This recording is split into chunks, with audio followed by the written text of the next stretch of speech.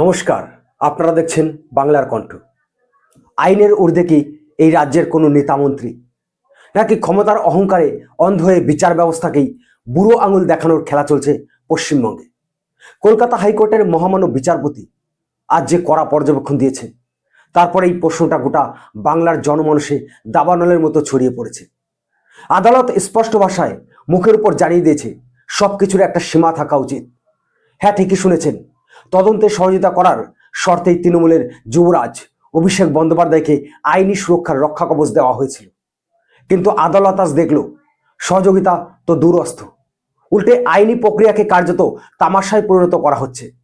আর ঠিক এই কারণেই আজ মহামান্য আদালত হুঁশিয়ারি দিয়ে বলেছেন, সহযোগিতা না করলে ওই অন্তর্বর্তী সুরক্ষার হাত তুলে নেওয়া হবে। অর্থাৎ সোজা কথায় গ্রেপ্তারির উপর যে স্থগিতাদেশ ছিল তা যে কোনো মুহূর্তে প্রত্যাহার করে নেওয়া হতে পারে। ঘটনাটা ঠিক কি? কেন আজ আদালতকে এই চরম আলটিমেটাম দিতে হলো? সূত্রপাত সেই বহুল চর্চিত ভয়েস স্যাম্পেল টেস্ট বা কণ্ঠস্বরের নমুনা পরীক্ষা নিয়ে।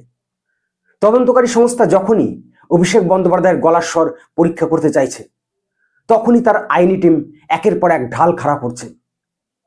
আদালতে দাঁড়িয়ে তার নামি দামি আইনজীবীরা সওয়াল করছেন, আমার মক্কেলের গলার স্বর তো ফেসবুকেই আছে, পেন ড্রাইভে করে তার সমস্ত এজেন্সিকে দিয়ে দেওয়া হয়েছে, তাহলে আবার সশরীরে কেন যেতে হবে?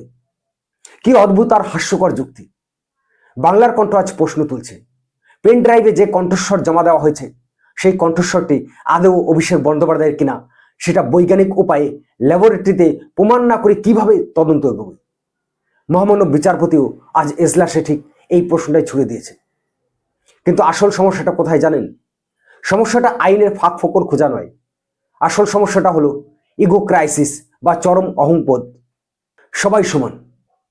বাংলার রাজনীতিতে নিজেকে যিনি ভাবী মুখ্যমন্ত্রী ভাবতেন, যিনি নিজেকে এই রাজ্যের অঘোষিত যুবরাজ বলে মনে করেন, আজ নির্বাচনের ভরাডুবির পরেও সেই রোয়াব তিনি ছাড়তে পারছেন না। বিধাননগর সাইবার ক্রাইম আদালতের নির্দেশকে চ্যালেঞ্জ করে তিনি এক আদালত থেকে অন্য আরেকটা আদালতে চক্কর কাটছেন। কখনো জাস্টিস কৌশিক চন্দ্র, কখনো জাস্টিস তীর্থঙ্কর ঘোষ, আবার কখনো জাস্টিস সৌগত ভট্টাচার্য। এক এজলাস থেকে অন্য এজলাসে ঘুরে বেড়ানোর এই যে ছক, একে আজ কলকাতা হাইকোর্ট কি আখ্যা দিয়েছে জানেন?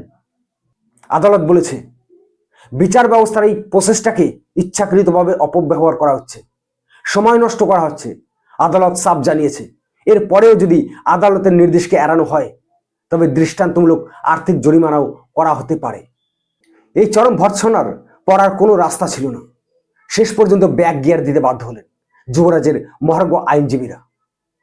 এতদিন যিনি 18 জুলাই শনিবার যাওয়ার দিন ধার্য করে সময় নেওয়ার চেষ্টা করছিলেন, আদালতের চাপে সেই তারিখ এগিয়ে নিয়ে আসা হলো আগামী 15 জুলাই বুধবার দুপুর ঠিক 12টায় বিধাননগরের সাইবার ক্রাইম দপ্তরে সশরীরে হাজিরা দিতে হবে অভিষেক বন্দ্যোপাধ্যায়কে। কিন্তু সেখানেও আইনি টিমের কি আর্জি! শুনলে হাসবেন না কাঁদবেন ঠিক করতে পারবেন না। আদালতে দাঁড়িয়ে আইনজীবীরা বলছেন, আমার মক্কেল যখন পরীক্ষা দিতে যাবেন, তখন যেন তার উপর ডিম ছোড়া না হয়, কেউ যেন চোর চোর বলে স্লোগান না দেয়, তার যেন অসম্মান না হয়। আজ বাংলার কণ্ঠ প্রশ্ন তুলছে, এই ভয় কেন? যদি কোনো অন্যায় নাই বা করে থাকেন, যদি কোনো দুর্নীতিতে নাম নাই জড়িয়ে থাকে, তবে জনগণের ক্ষোভকে এত ভয় কিসের? রাজ্য পুলিশকে নির্দেশ দেওয়া হয়েছে নিরাপত্তা নিশ্চিত করতে, কিন্তু ক্ষমতার অলিন্দে থাকা মানুষেরা যখন সাধারণ মানুষের মতো আইনি কাঠগড়ায় দাঁড়াতে বাধ্য হন, তখন বোঝা যায় আইনের হাত ঠিক কতটা লম্বা। তাই এখন প্রশ্ন হচ্ছে, আগামী 15 জুলাই ঠিক কি ঘটতে চলেছে? এখানে মূলত দুটি রাস্তা খোলা আছে। প্রথমত, অভিষেক বন্দ্যোপাধ্যায় কি সত্যি 15 তারিখ দুপুর 12টায় বিধাননগরের আদালতে গিয়ে গলার স্বর পরীক্ষা দেবেন? যদি দেন, তবে আইনভাবে তিনি হয়তো আদালতের ভৎসনা থেকে বাঁচবেন, কিন্তু রাজনৈতিকভাবে তার ইমেজ ধূলিসাৎ হয়ে যাবে। কারণ সাধারণ মানুষ দেখবে কালীঘাটের কাকুর মতো বাকি অভিযুক্তদের সারিতেই আজ যুবরাজকেও দাঁড়িয়ে নিজের গলার স্বরের প্রমাণ দিতে হচ্ছে।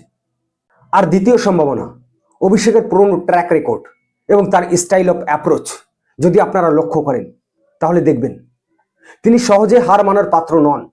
নিজেকে আইনের ঊর্ধ্বে প্রমাণ করার একটা মরিয়া চেষ্টা তার বরাবরই ছিল। তাই খুব আশ্চর্য হওয়ার কিছু থাকবে না যদি 15 তারিখের আগেই তার আইনি টিম তড়িঘড়ি হাইকোর্টের ডিভিশন বেঞ্চে কিংবা সুপ্রিম কোর্টের দরজায় কড়া নাড়ে একটা স্টে অর্ডার বা স্থগিতাদেশের জন্য। কিন্তু সুপ্রিম কোর্ট হোক বা হাইকোর্ট, আইন এড়ানো কি চিরকাল সম্ভব? সাধারণ মানুষের ট্যাক্সের টাকায় চলা প্রশাসন আর কোটি কোটি টাকার নিয়োগ দুর্নীতির যে জাল এই বাংলায় বোনা হয়েছে, তার শেষ উত্তর তো একদিন দিতেই হবে।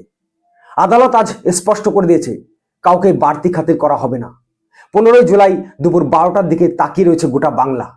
আইনের জয় হবে নাকি আবার কোনো আইনি চাতুরিতে সময় নষ্ট করার খেলা চলবে, তার উপর কড়া নজর রাখছে বাংলার কণ্ঠ।